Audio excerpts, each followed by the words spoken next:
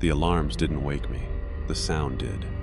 A low, guttural pulse vibrated through the sub-level corridors, like a whale song from the bottom of the Mariana Trench, but wrong, twisted, intelligent. I sat bolt upright in my bunk, heart hammering. Red lights strobed across the dorms. Containment breach. This wasn't a drill. I yanked on my lab coat and scanned the ID reader to open the secure hallway. No response. The lock blinked yellow. Then a voice came over the intercom, cracked and barely human. Level B9. It's moving. It's not natural. Silence. B9 is where we kept the object. I'd only seen it once during orientation. A black, cocoon-like structure we found buried under Antarctica, encased in ancient basalt and something like bone. It hummed when you got close. The researchers said it was dormant. They were wrong. I sprinted through the emergency-lit halls, keycard bypass in hand, heart pounding with something far worse than fear. Anticipation. By the time I reached the viewing chamber, the glass was cracked. The cocoon was open. The inside was empty. But written on the wall in some black, tarry substance was a word, one that hadn't been spoken in millennia. A name. And as I stared, I felt a presence behind me. Something ancient. Something awake. The viewing chamber reeked. Burnt metal, scorched ozone, and something fouler. Wet earth and rot, like a forest floor after something's bled into it. The reinforced glass had curled in on itself, not shattered, melted, as if exposed to unbearable heat or acid. But we had no such agents in this section. Nothing could do this. Nothing should. I stepped closer, flashlight trembling in my grip. The cocoon lay cracked open like a blackened egg, its surface weeping thick fluid that hissed as it hit the ground. I knew the structure wasn't organic, at least we hadn't thought it was, but now it looked alive, veined.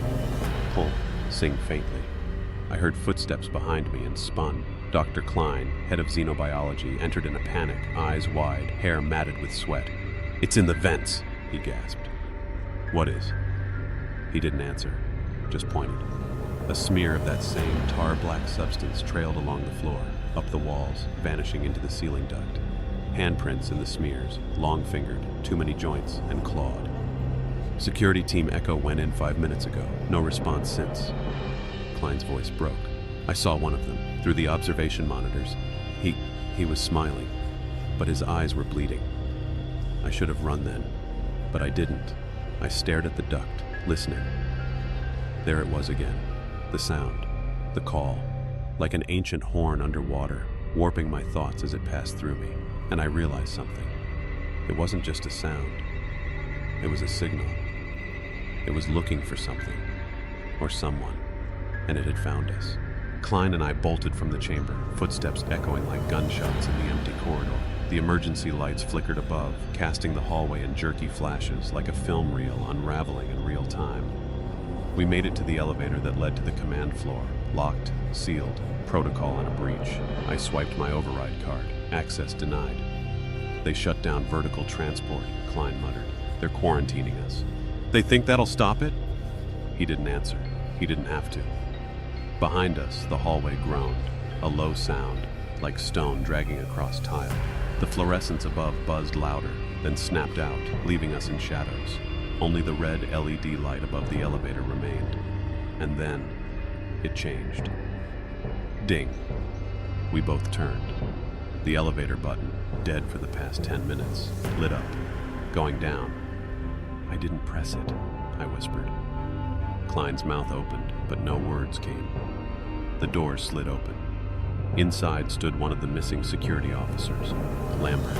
He should have been in a biohazard suit, but he was barefoot, his skin pale, slick with sweat. His eyes were wrong, not just bloodshot, black. "I saw it," he said. His voice was low, trembling, but calm. "It showed me." "Lambert," I said, stepping back. "What showed you?" "The one beneath the black ice, the architect." Then he smiled, too wide, and stepped forward. Behind him, I saw a shape forming in the mirrored walls of the elevator. It wasn't human. It wasn't even solid. Just eyes, dozens of them, watching, shifting, and they blinked in unison. Lambert lunged. I didn't think. I grabbed Klein and pulled him back, slamming my palm against the manual hallway seal. The steel barrier slid shut with a clang, cutting Lambert off just before he reached us. We stood there, panting, hands shaking, staring at the inch-thick door. Silence. Then a sound, a slow, deliberate scrape. Not on the floor. In the walls. It began as a whisper, a voice, soft and slick, oozing between the seams and the steel. It spoke in no language I knew, but somehow I understood it. It mocked us. Klein backed against the opposite wall, muttering, "It's not just a creature. It's not biological. Not completely." "I saw it too," I said. "In the elevator reflection. Eyes. Layers of them." "It's sentient," Klein whispered. "No. More than that. It's aware of us. It's been watching." We heard movement behind the barrier. Not footsteps, not claws. Breathing, slow, wet, hungry. "I've worked in this lab for 12 years, Klein said, his voice cracking. "And I've seen some things. Plague worms in sealed canisters, neural parasites, the corpse of something that looked like a god.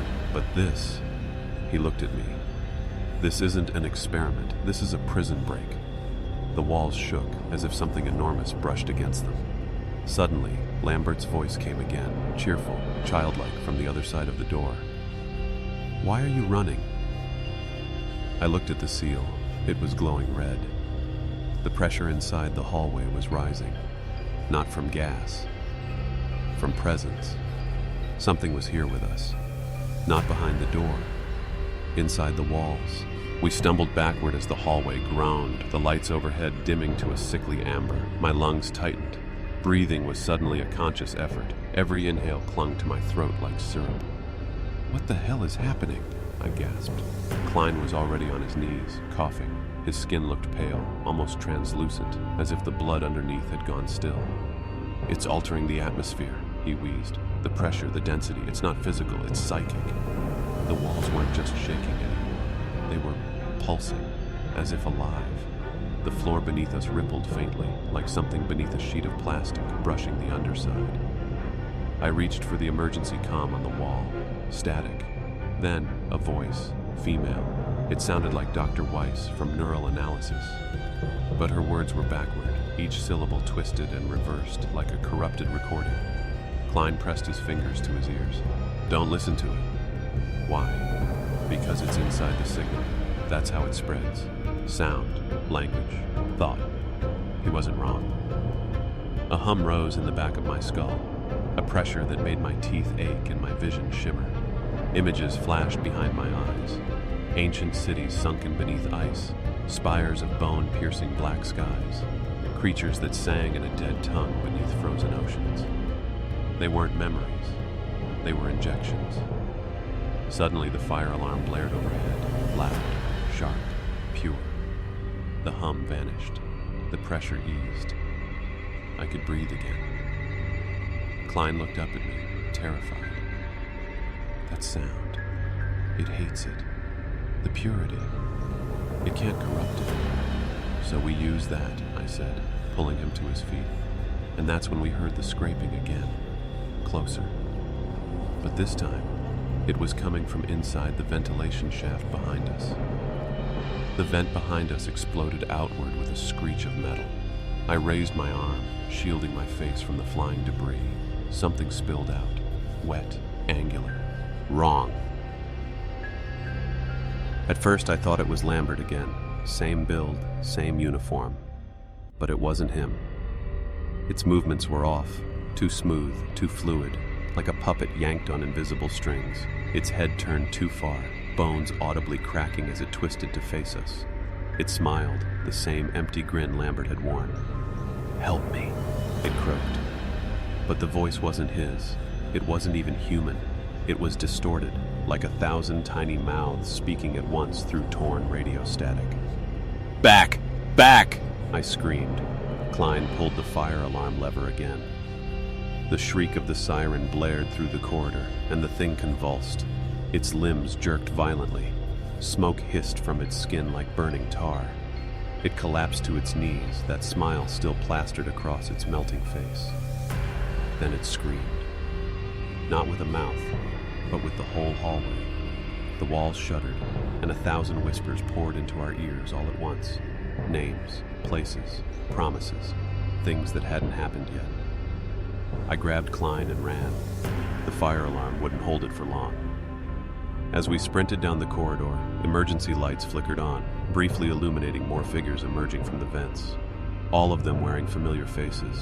Weiss, Sergeant Riley, Dr. Toma, people who'd gone missing in the last 12 hours. All of them smiling. But none of them spoke with their own voices. Behind us, the alarms died, and we heard it again, that deep, echoing hum. The signal. It was learning how to speak through us now. We reached the central command hub, level B3, after what felt like a lifetime of running through flickering corridors and ducking twisted mockeries of people we once knew. The reinforced blast doors were ajar. That shouldn't have been possible. Command had a triple seal lockdown during containment breaches. Either someone inside overrode it, or something else did. Klein hesitated. If it got in here, we need answers, I said, forcing the door open. The room was empty, not of bodies, but of people. Dozens of them, slumped at terminals, hands still frozen mid-keystroke. No blood, no wounds. Their eyes were wide open, their pupils gone. Every monitor, every screen, every device was displaying the same thing. A black spiral, slowly rotating clockwise. It wasn't animated. It moved on its own, organic, hypnotic. Klein's breath hitched. Don't stare. It's a sigil, a mnemonic virus. It embeds itself in the visual cortex, and then... He didn't finish. One of the corpses twitched. We turned to see Dr. Ellman, the systems analyst. He'd been sitting dead at his console a second ago. Now he stood. Eyes empty, spiral reflected in both irises. He opened his mouth. Not a sound came out, but every speaker in the room did. That same deep tone, rising in pitch, now modulated with what sounded like chanting. A choir of ancient syllables sung in a language that hurt to hear. My vision blurred. My nose bled. Klein screamed and smashed a monitor with a chair. The sound cut out. Ellman collapsed. We backed out of the room, fast. My hands were shaking. My thoughts didn't feel like my own anymore. Klein spoke in a whisper.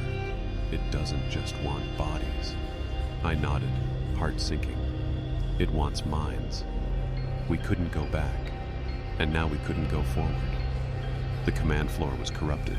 Its systems, its people, even the air felt infected. Klein stared at the spiral still flickering on a half-shattered monitor. It's mimetic, infectious through sight, sound, maybe even thought patterns.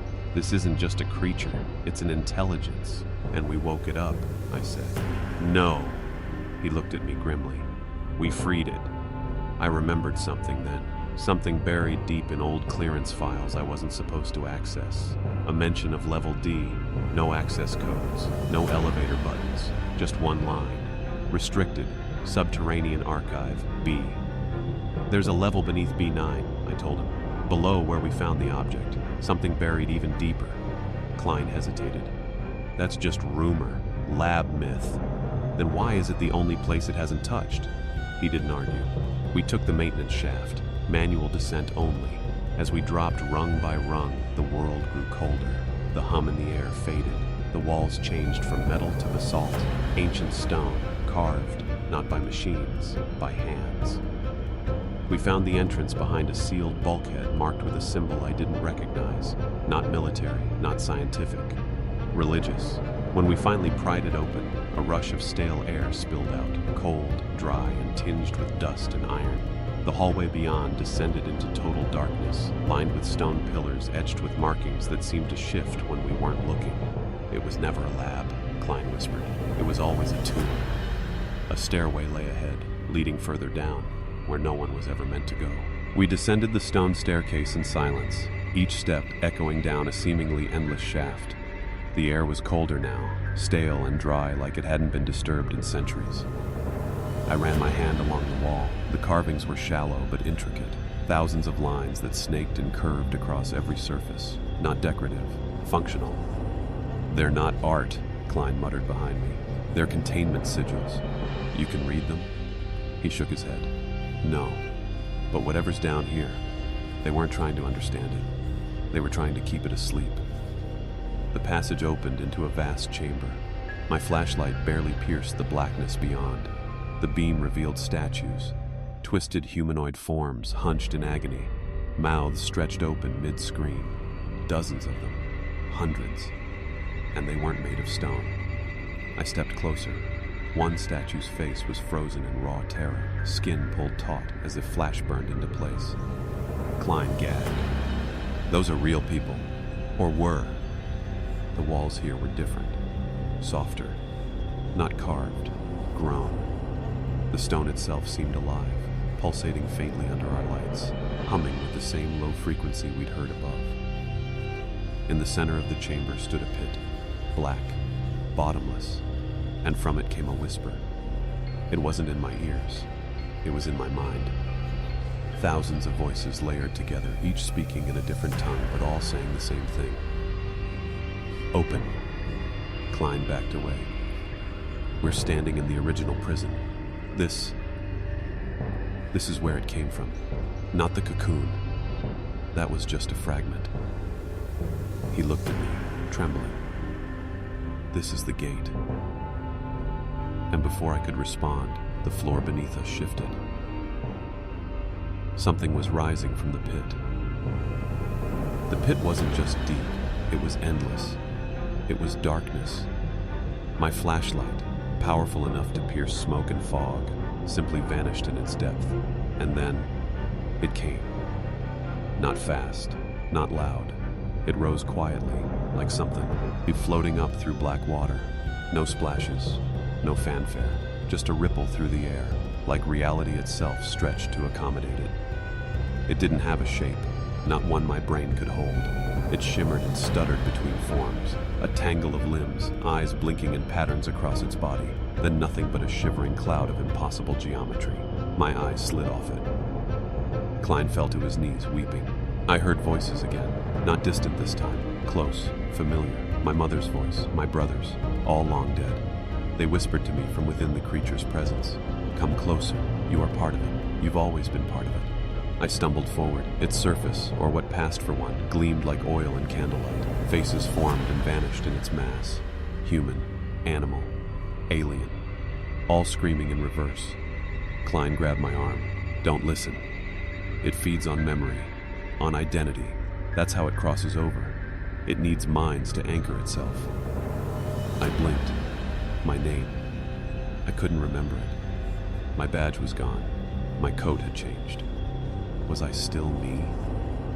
The creature unfolded, just slightly, and reached toward the stone carvings lining the walls.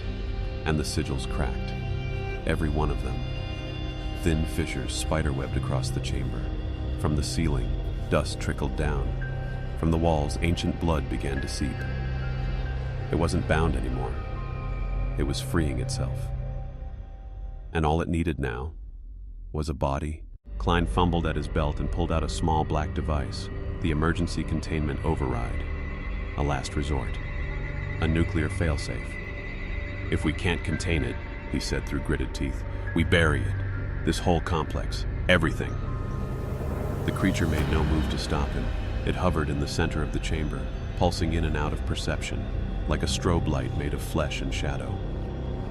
Klein pressed the activation sequence. Nothing happened. The red light on the device blinked once, then turned green. The system had accepted the detonation. We waited. Nothing. Then the whispering began again, closer now, clearer. Not in my head. In the room, from the stone, from the statues, from the walls themselves. A voice, ancient and gnarled, filled the chamber. You thought it would end with fire. The fail-safe device turned to ash in Klein's hands. He screamed, stumbling back, his palms raw and smoking. It unmade the code. It unraveled the idea of the bomb. I stared at the rising shape before us. It was still growing, no longer confined to one form. It reached toward the chamber's roof, and the stone obeyed, shifting and curling upward like it welcomed it. Not containment. Invitation. The sigils had held it before, but we had disturbed them. We had read them, interpreted them, and now the thing had understood how to dismantle its own prison. Above us, the ceiling cracked. Shafts of artificial light from the upper levels spilled down. We could hear screams far above, distant, terrified, human.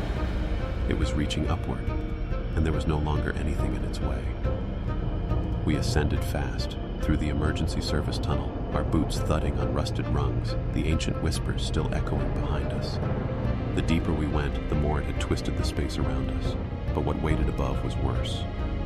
We emerged onto level B2 to find it transformed. The sterile white corridors had decayed into something organic. The floor was slick underfoot, coated in a black film that pulsed like skin. The fluorescent lights flickered overhead, but not randomly, rhythmically, like they were breathing in sync with something massive. Klein gagged.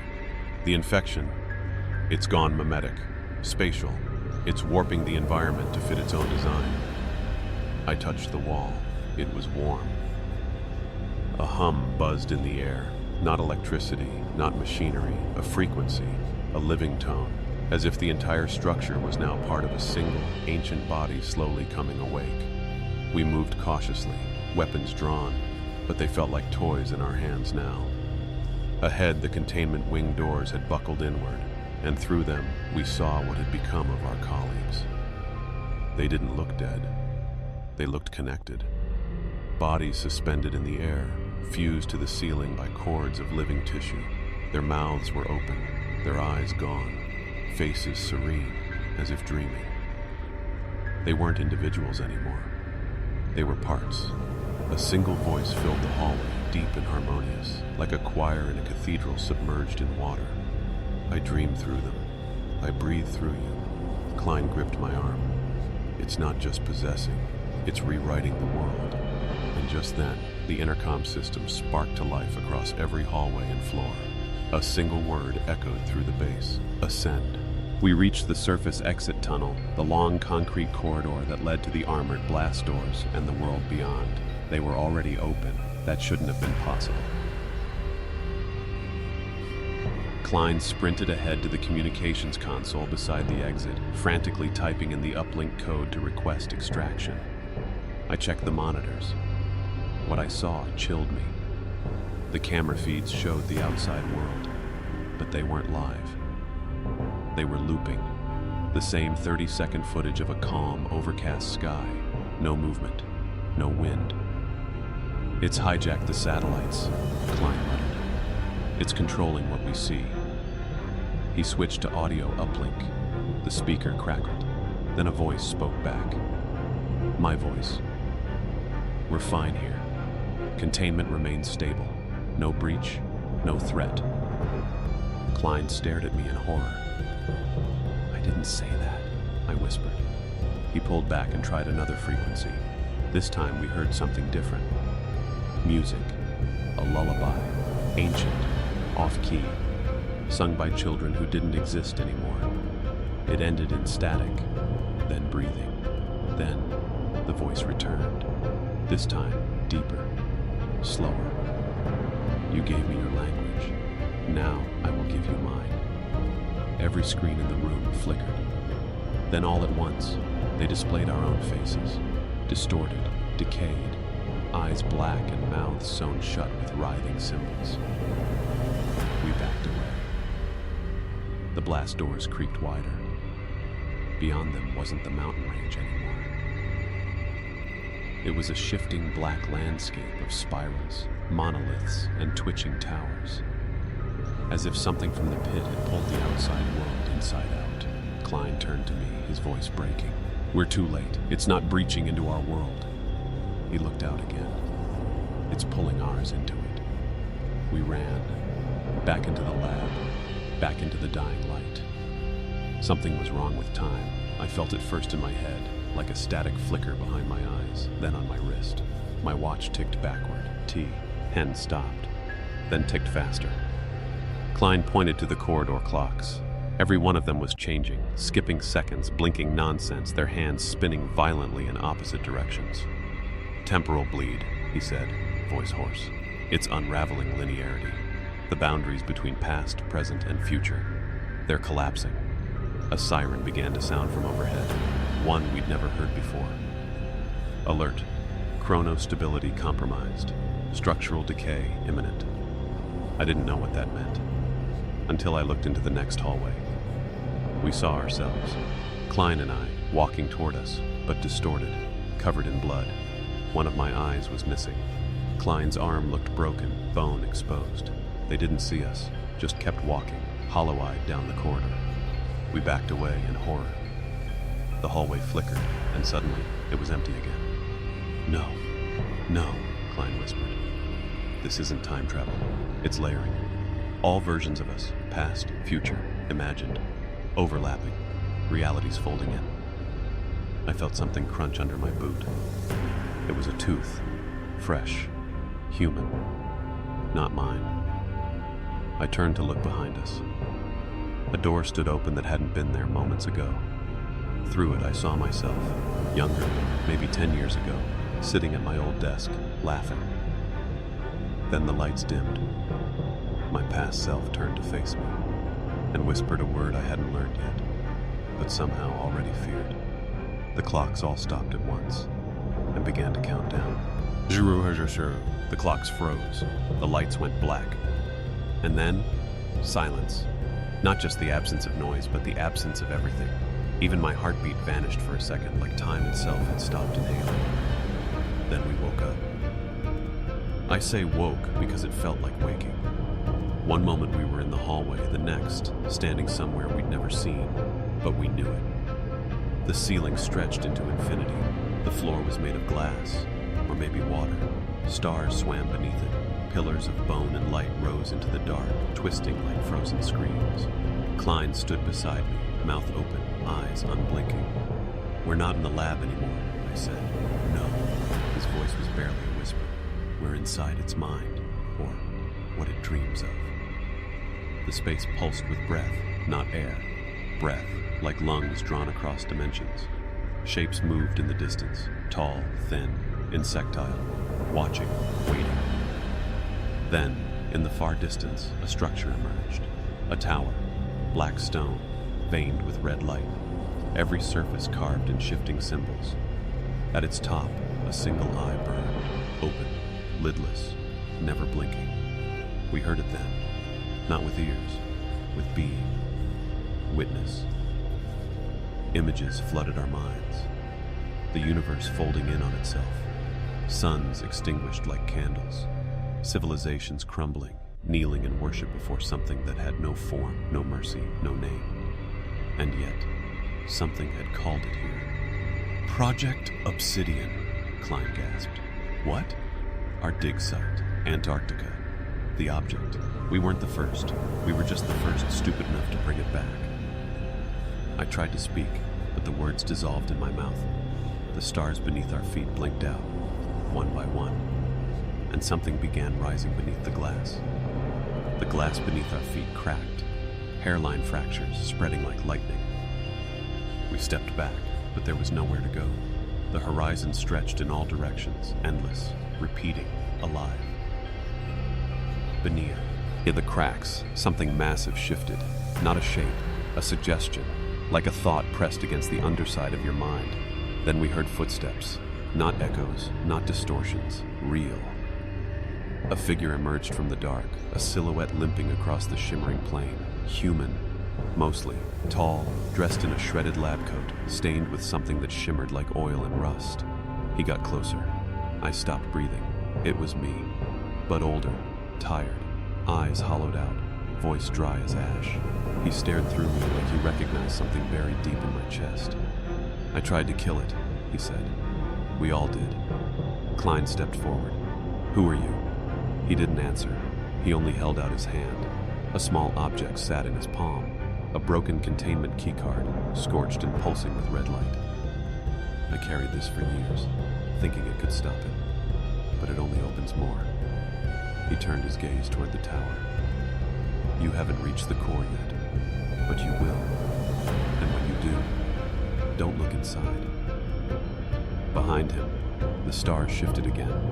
The fracture beneath our feet split wide open with a thunderous crack, and black tendrils burst through the glass like vines from a dying world. They wrapped around the older version of me and pulled him down, his scream echoing in reverse. I lunged to grab him, but it was too late. Klein grabbed my arm. "We need to move." But I couldn't stop staring at the place where he vanished, because I heard him again, whispering from inside my head. We approached the tower, each step heavier than the last, as if the very air thickened the closer we came. My legs burned. My mind itched, like thoughts were being peeled from the inside. The structure loomed impossibly tall. Every inch of it was inscribed with symbols that shifted when we blinked. They weren't just writing. They were living commands. "Their thoughts," Klein muttered. "Not written to be read, written to remember." The tower's base pulsed once, then the door opened. Inside, there were rooms. Each one was a perfect reconstruction of a memory. My childhood bedroom, the hallway where I first kissed someone, the surgical chamber where we first dissected the cocoon. Each space exactly right, each one tainted with wrongness. In my childhood room, my mother stood with her back turned, still, breathing, but her neck twisted too far when she turned. In the kiss, the person's face was blank, just skin where features should be. And in the surgical chamber, I was on the table. Klein gripped my shoulder, pale and shaking. "It's mapping us, learning how we remember, using it to reshape reality." The tower was made of memory, not stone, not metal. Us. With every step up, the walls changed. They reflected different versions of us, ones where we had died or changed or worshipped the thing we tried to contain. In one corridor, I saw myself kneeling before the entity, smiling as it spoke to me in light and fire. Klein stopped walking. "I don't think we're alive anymore," he whispered. "We're echoes caught inside a recursive loop." I touched the wall beside me. It rippled like water. And on the other side, something moved, watching, waiting for us to reach the top. The stairs ended in silence. At the summit, the air was still, cold, yet heavy with weight, not of temperature, but of awareness.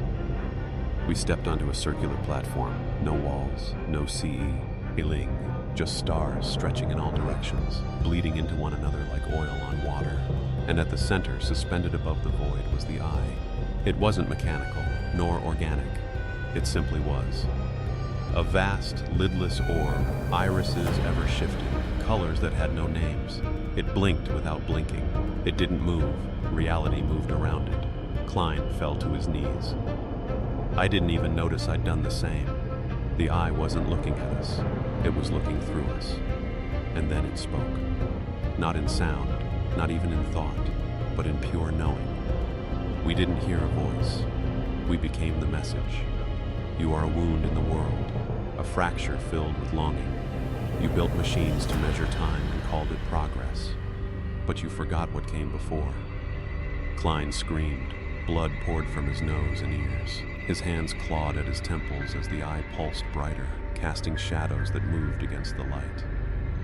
You were never meant to remember, yet here you are. Witnesses, keys, carrion. I tried to crawl away. I couldn't. My hands passed through the floor like fog. I was no longer here, not in a way that mattered. The eye turned its gaze to me fully, and I felt every version of myself scream at once, open, open, open. And then I did. Not a door, not my mind. Something deeper. A part of me I didn't know existed. And something ancient stepped through. I don't remember standing up. One moment I was kneeling before the eye. The next, I was watching myself from somewhere else. I moved, but I didn't choose to. My hands, its hands, lowered calmly, precisely. Klein stared at me, eyes wide with a terror I didn't understand until he spoke. "You're not him anymore." I tried to respond, but my body only smiled. I heard nothing, but felt everything. The entity had stepped into me like pulling on a coat, and yet it hadn't pushed me out. We were merged. The eye blinked once and vanished. No flash, no sound, just absence. And the world shifted again. We stood, Klein and I, in the lab's central chamber, back where we'd started. No tower, no dreamscape, just cold metal walls, silent terminals, and cracked containment glass. Except now, the black spiral was everywhere, etched into the floor, crawling across monitors, burning behind my retinas. Klein trembled. How long were we gone? I turned toward a terminal, typed a query. Date. Staff status, 0%. Human. Facility control. Unknown entity. Expansion rate, 12%. And climbing. I smiled. Not because I wanted to, but because it did. I turned to Klein. My voice, his friend's voice, said words I didn't know. The vessel is now clean. The threshold is opened. Klein backed away. "You're not him." I took a step closer. He raised the emergency weapon and fired, but the bolt passed through me. I didn't bleed. I didn't stop. And neither did the infection. Because I wasn't just me anymore. I was a door. And behind me, something far worse was coming through. I watched from the edge of the tree line. The town below, Maple Hollow, slept under a full moon, peaceful, unaware. The thing inside me pulsed, not with hunger, but purpose. Beside me, Klein trembled. He hadn't run. He hadn't fought again. He simply followed. "You're going to destroy them," he said, voice hollow. How I looked at him. No. My voice was mine, but layered, like it echoed through a deep, wet cave. I took a step forward. With it, the grass beneath my feet blackened, wilting in spirals. The air warped. Lights in the distance flickered, some dying, some turning red. Expansion, initiated. Host, stable. Signal, integrity, growing. The entity within me spoke without words, its influence radiating in heatless waves, reality itself adjusting around me. We reached the edge of the first house. A dog barked, then whimpered, then went silent. I reached out, didn't touch the wall, just existed near it. And the structure folded, like a paper model crumpling inward, soundless, vanishing into itself. Nothing left. Not debris. Not ash. Just gone. Klein sobbed behind me. "You don't even understand what you've become." But I did. The entity wasn't here to kill. It was here to reclaim. To gather what once belonged to it. Thought. Identity. Time. Existence. Each home I passed shimmered, then folded in on itself. People inside never screamed. They never even woke up. Just flickered, then faded. By dawn, there was no town, just a smooth field where it had once stood. And at its center, spirals began to etch themselves into the earth. Symbols. A language older than stars, and I knew this was only the first. The government moved fast. Within hours of Maple Hollow's disappearance, satellites caught the anomaly, an expanding black zone, perfectly circular, absorbing terrain with zero radiation, No seismic activity. No matter. They called it a containment breach. I called it awakening. They sent in Strike Unit Orion 7, Black Site veterans, Void Walkers, trained for nuclear exposure, mimetic infections, Class V reality tiers, 20 men and women. I watched them enter the zone from the ridge, Klein beside me. He hadn't spoken in hours. As the team crossed the spiral threshold, their comms fizzled into static. I could hear their thoughts. The entity inside me fed on them. They started hallucinating within seconds. One soldier screamed about being unborn. Another began reciting an extinct language she'd never learned. A third pulled off his helmet and laughed until his skin peeled away. Then, the spiral beneath them lit up, faint, like coals in a dying fire, and they stopped moving. All 20 froze mid-step. One eye each turned black, the other white. "They are no longer yours," the voice said through me. Klein turned away, shivering. "You're not even pretending to be human anymore." "I'm not." I walked into the field. The soldiers stood like statues, bodies still warm, minds long gone, uploaded, rewritten, transferred. Symbols bloomed in the soil around them, growing like roots of light through dirt. The ground pulsed with memory. Not theirs, mine. All at once, the soldiers turned to face me. One stepped forward. He didn't speak. He echoed. Seed established, spread confirmed, hosts ready. And then they turned and began walking toward the next town. The second town never even knew. They called it Fairbridge. Pop 3102. Sleepy, quiet, ordinary. Within 7 hours of contact with the spiral field, it was gone. Not destroyed, rewritten. I stood just beyond the tree line with Klein and the newly awakened soldiers. Their bodies moved like marionettes, but their eyes were filled with stars, not metaphorically, literally. Tiny constellations blinked inside them, shifting like insect swarms. Above Fairbridge, the sky fractured. Not clouds, not storms. Cracks. Like pressure on a pane of glass, hairline fractures spread across the blue, revealing something beneath. A color I cannot describe. Not black, not void. Something before either existed. Reality was thinning. Gravity wavered. Birds flew in loops that never ended. Buildings bent upward as if pulled by invisible strings. Cars melted into the streets like wax. And the people, they didn't scream. They changed. One by one, they fell to their knees, faces slack, mouths forming spirals they didn't know. Skin turned translucent, bones rearranged. Their voices joined a choir that hadn't existed in this dimension for millennia. Klein dropped to the dirt, clutching his head. We were supposed to protect this world. This isn't what science was meant to unlock. This is blasphemy. I looked at him, and for a brief moment, I remembered who I was. My name, my family, my fear. Then the spiral pulsed in my chest, and all of that was taken away again. From the cracked sky, something looked down. Not a god, not a being, just an intention. Something that had waited for billions of years for the door to open again. And I was that door.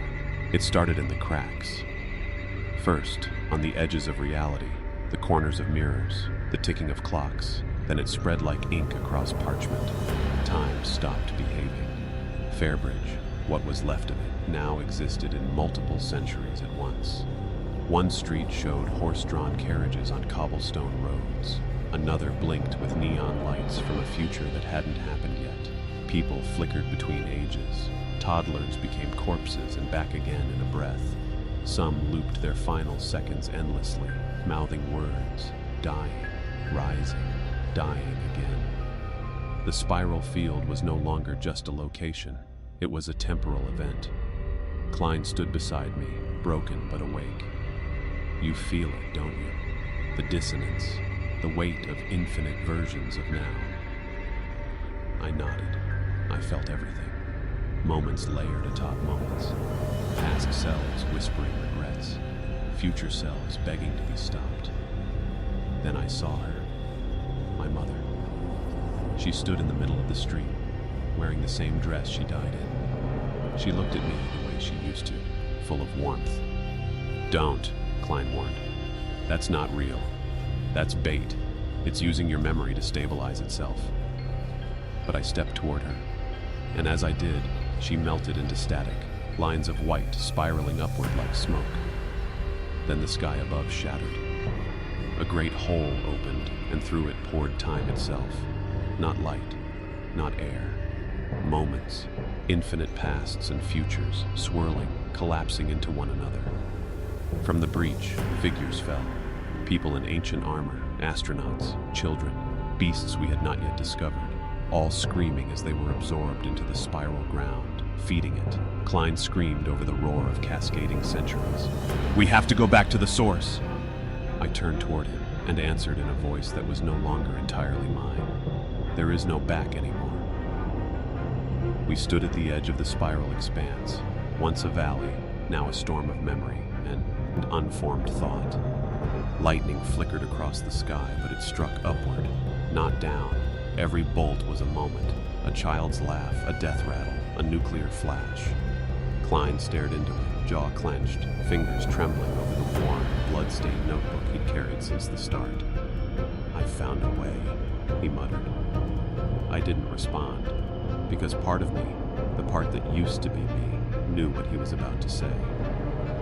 He pulled a thin metallic rod from his coat. At first glance, it looked like a standard field stabilizer, but I could see the truth behind it. This wasn't a tool. It was a wound, a fracture engine, prohibited, quantum locked. It could slice open reality or collapse it. "If I detonate it at the origin point," he said, "it might sever the anchor, cut the spirals linked to this world." I turned toward him. "It won't work." He took a step back. "You don't know that." "I do," I said, "because I'm the anchor." His breath caught. You let it inside you. You let this happen." "No, I am what happened." He activated the device anyway. The hum began, high-pitched, glassy, like a scream through water. "You'll die too," he said. I smiled, genuinely, for the first time in what felt like centuries. I already did. Then I reached out, and time split. He vanished, just gone. No sound, no scream, just absence. The device hit the ground and stopped humming, because it no longer existed. The spiral had seen the attempt and simply deleted the possibility of it ever working. It had learned, and now it was ready to spread beyond space, memory, and time. It was ready for Earth. They called it Project Nemesis, the final protocol, reserved for existential threats only. We never expected to use it. High-orbit platforms activated, artificial minds linked, cities blacked out worldwide as every ounce of power was redirected to one task: contain the spiral. Klein's disappearance sent shockwaves through the remaining agencies. They knew what I was now. They knew what I carried, but they didn't understand it. They still thought this was something you could fight. Missiles rained down on the spiral expanse, kinetic rods, anti-mimetic payloads, clean bombs, dirty bombs, weapons designed not to kill but to unright. For a moment, just one terrible, trembling moment, I felt it real, not in pain, but in surprise. And then, it answered. The spiral pulsed. Once. And all the missiles turned midair. Not exploded. Not jammed. Turned. They arced in silence and spiraled upward, embedding themselves into the fractured sky, now full of mirrored holes and impossible stars. Then the sky watched us back. One by one, orbital stations failed. AI cores went silent. Their last messages were screams, not words. Data screaming, code begging. Then the power grids failed. Lights died. Time desynchronized across every major city. It was the death of context. People forgot how to speak, then how to walk, then what they were. I stood in the center of the storm, alone. The soldiers, the scientists, the civilians, all gone, absorbed, rewritten, remembered differently. Above me, the eye blinked open again. wider this time, and I understood. This wasn't conquest. It was correction. The spiral wasn't an invader. It was a return. And Earth had always been part of it. I felt it before I saw it. A ripple, small, sharp, wrong, like a note played backward on a broken instrument. Then Klein stepped out of the spiral storm, or something wearing his skin. His eyes glowed faint blue now, not cosmic like the spirals, but artificial. Synthetic veins pulsed beneath his jaw. One of his arms was entirely metal, fused with bone like a nervous system had been hardwired into war. Project Nemesis failed, he said, voice layered with static. I know, I replied. But they didn't. He looked upward, and for the first time I felt it. Another presence. Not spiral, not human. Something built in the cold dark between stars. A defense system, older than Earth. Klein had found it. When you erased me, he continued, I didn't die. I fell between the folds, into the margins of reality, where old weapons sleep. What did you bring back? I asked. His answer was a whisper that shook the air. The echo core. Behind him, the ground fractured, and something rose. Not a being, not alive. A machine, impossible in design. Spinning rings of null light, fractured symmetry, geometry that fought itself. It hummed with silence. The spiral paused, not out of fear, but recognition. I felt it, an ancient hatred. Not personal, instinctual. The spiral was chaos born of memory and void. The echo core was the machine built to unmake it. Klein stepped forward. We don't need to survive, he said. We just need to bind it again. I looked at the spiral etched into my skin, felt it coil tighter, and whispered, then you'd better hurry, because the spiral was watching, and it had just learned how to hate back. It started with a chime, not a sound, an event, a note pressed into the fabric of reality. The echo core pulsed once, and every cloud in the sky froze mid-drift. Birds fell from the air in perfect spirals. Gravity shifted inward. Then came the spiral's answer.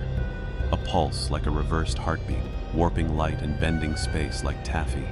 Buildings twisted, rivers flowed up, language unraveled in every written word across the globe. Echo and spiral had begun their war, not in space, not even in time, but in the space beneath meaning, where cause and effect were just suggestions. I stood at the epicenter, body still half bound to the spiral, but mind echoing with Klein's stolen knowledge. The first strike came in silence. The echo core emitted a burst, pure geometry, not a weapon, a command, and I felt the spiral recoil, not wounded, bound. One of the spiraling monoliths shattered midair and fell like obsidian rain. Then the spiral countered.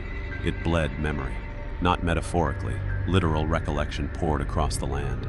People collapsed, sobbing as they were forced to relive every moment they'd ever tried to forget. Regret became a weapon. Entire cities folded under the weight of their own collective guilt. Klein screamed into his comms. It's pushing into human thought. Don't think of anything you love. Too late. The spiral wrapped around one of the echo rings and turned it inside out. The machine didn't die, it simply became wrong. It started pulsing with spiral logic. Klein cursed. It's learning. It's hijacking echo tech. The world fractured again. A quake not of Earth, but cause. People died before the things that killed them even arrived. And then, a voice, my voice, spoke across every speaker on Earth. You opened the gate. Now walk through it. There was no explosion, just a moment of stillness. Then the echo core sang. Not sound, but P, or frequency. So high it burned the color out of the air. Trees turned to glass. Oceans froze mid-wave. The earth tilted. A single pulse echoed outward in a perfect sphere. And wherever it touched spiral corruption, it reversed it. The monoliths shattered. The black soil curled back into green. People, those not yet consumed, collapsed, weeping as their thoughts returned to human form. But it wasn't clean. Everywhere the echo core erased spiral influence, it also erased context. Entire cities survived, but forgot why they existed. Mothers didn't remember their children. Soldiers woke with no memory of war. Mountains split in half, one side covered in spiral etchings, the other completely blank, like the earth had skipped a frame. I stood at the center, blood dripping from my eyes. The spiral still pulsed in my chest, now unstable, screaming in silence. Klein staggered forward, his artificial eye blinking like a dying signal. "We've bought time," he said. I looked around at the burning sky, at the twisted structures, at the survivors wandering like ghosts through shattered timelines. Time isn't enough. Behind us, the echo core cracked. Spiral logic had infected one of its rings. It now spun in both directions at once, emitting a frequency the human brain couldn't parse. I felt it in my bones. A pressure building. It was going to rupture. "We can't stop this," Klein said, "but we can decide how it ends." The spiral within me pulsed again, like it agreed. And from the fractured sky, something began to descend. Something old. Something final. We watched the sky peel apart like old paper. No light, no storm, just removal. The stars flickered out in waves. Constellations erased. Moons crumbled like chalk. Every satellite failed at once. No signal, no warning, just cold silence. Then it came. Not falling, not flying, just being. A shape beyond shape. A shadow against reality, stretching across every dimension at once. To the naked eye, it looked like a moving absence, something that swallowed scale, reason, and mass. Klein dropped to his knees. "That's not part of the spiral," he whispered. "That's what made it." I felt it before I understood. The spiral within me recoiled. It didn't worship the thing in the sky. It feared it. And for the first time I realized the spiral was never meant to be free. It was a tool, a seed, a test, and its master had come to retrieve it. The earth shook, but not physically. Every timeline buckled at once. Past versions of cities flickered beside their future ruins. Entire civilizations we'd never known about collapsed backward into non-existence.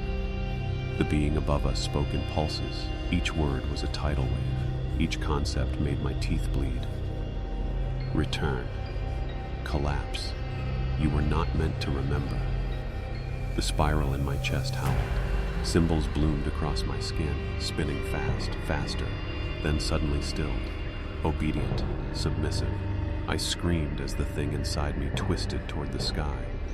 It wanted to go back, but I didn't. Klein reached for the fracture engine, the last unstable shard of the echo core. "If we use this," he said, "we sever it. Forever.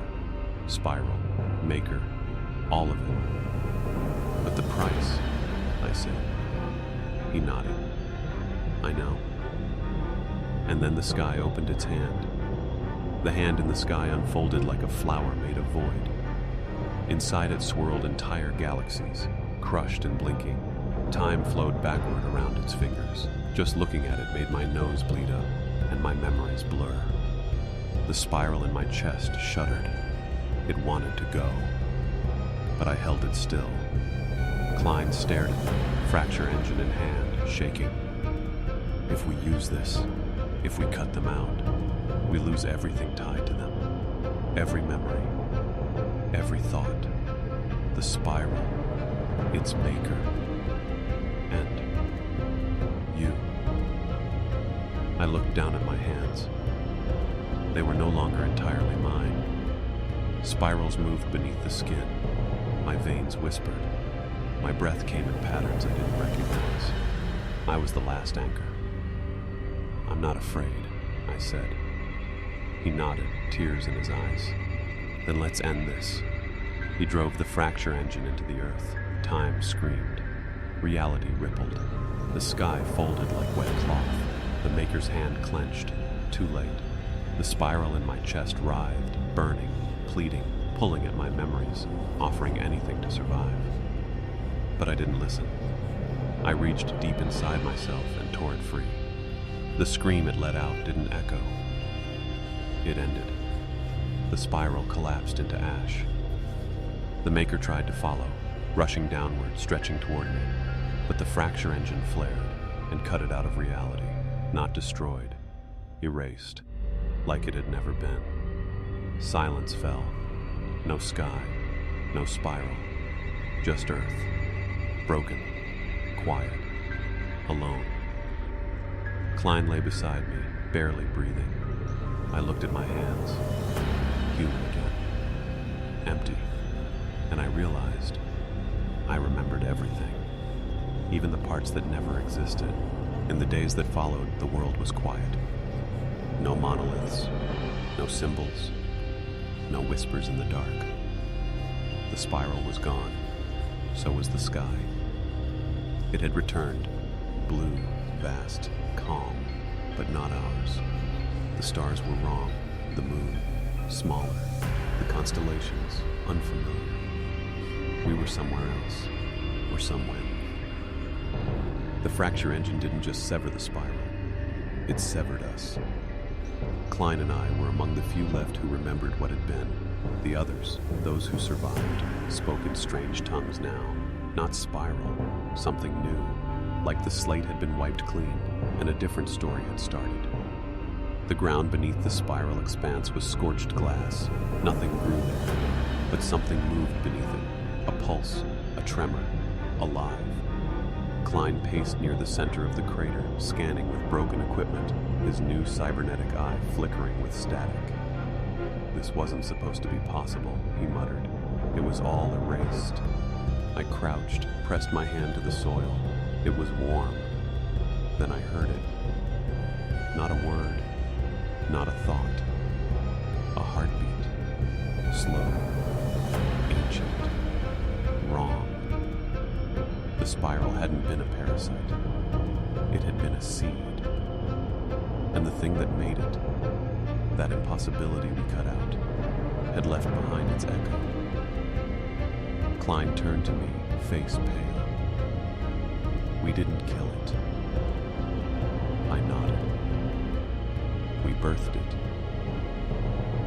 That night, the sky cracked again, only once. But it didn't open. It blinked. At first, it was just murmurs. A few scattered people in the shelters, those who had survived the collapse, began whispering to themselves. Strange phrases, rhythms that didn't belong to any known language. We thought it was trauma. Then they started writing. Perfect spirals, over and over again, drawn into the dirt, carved into walls, etched into skin. Klein and I moved between camps, trying to stay unnoticed. I still bore the faint trace of the original spiral, hidden, buried, but humming under my skin like an old scar that remembered too much. They're not infected, Klein said, reading the patterns. They're being taught. This isn't a reemergence, it's a curriculum. The new spiral wasn't invasive like the last. It was patient, gentle, subtle. One woman drew perfect spirals with her eyes closed. A child recited equations he'd never been taught, describing dimensions that didn't exist. Yet, and in the center of it all, the scorched glass crater had started to crack. Something was growing beneath it. Not a structure, not a being. An idea. It pulsed in time with the heartbeat I'd felt before, growing stronger each day. Klein slammed his journal shut. We didn't kill the spiral, we just reset the cycle. I looked toward the sky. No more broken moons, no hand in the clouds, but stars were rearranging again, slowly forming a shape I recognized too well. A spiral, subtle and ancient, etched into the constellations themselves. We're not fighting it anymore, I said quietly. No, Klein agreed. We're becoming it. And deep beneath the crater, the new spiral opened its eye. We thought we were watching it grow, but the truth was worse. It was watching us decide who would carry it next. The spiral had changed tactics, no longer consuming, devouring, infecting. Now it waited, letting us think we had a choice. In the refugee camps, one voice began to rise above the rest. Not a leader, a boy. No name, no parents. Found wandering alone near the edge of the crater. He couldn't have been more than 10, but he spoke like he remembered the stars before they were born. He never shouted. He never asked for followers, but they came. People sat near him in silence, heads bowed as he whispered in spirals. Not words, meaning. We watched from the tree line. Klein hadn't slept in days. Why a child? He asked. Why not someone stronger? Someone who understands? Because we'd fight it, I said. He won't. That night, the boy stood at the center of the crater. The cracked ground glowed faintly beneath his feet, veins of light in spiral formation. He spoke only once, but every living thing heard it. I remember what we used to be. Across the valley, animals stopped moving. Wind ceased. And in the distance, the dead trees breathed. Klein turned to me, voice low. We have to end him. But I wasn't listening. Because for the first time since this began, the spiral within me stirred not in fear or hunger, but recognition, as if it had found something worthy, not just a vessel, but air. And the sky above us blinked again. We stood on the ridge, just before dawn. Below us, the boy stood in the crater, arms outstretched. Spiral light pulsed beneath his feet, the patterns now alive, shifting like breathing organisms. Around him, a ring of followers knelt in silent worship, eyes glowing faintly, mouths moving in unison, repeating words that had no origin. Klein aimed the rifle. His hands shook. I have one shot, he whispered. One chance before that thing inside him wakes fully. I didn't answer, because part of me understood. It wasn't just a child down there. The spiral hadn't infected him. It had grown with him. Every beat of his heart was in rhythm with the fracture in the sky. He wasn't just hosting the spiral's memory. He was its future. Do it, I said. Klein's jaw tightened. He took aim.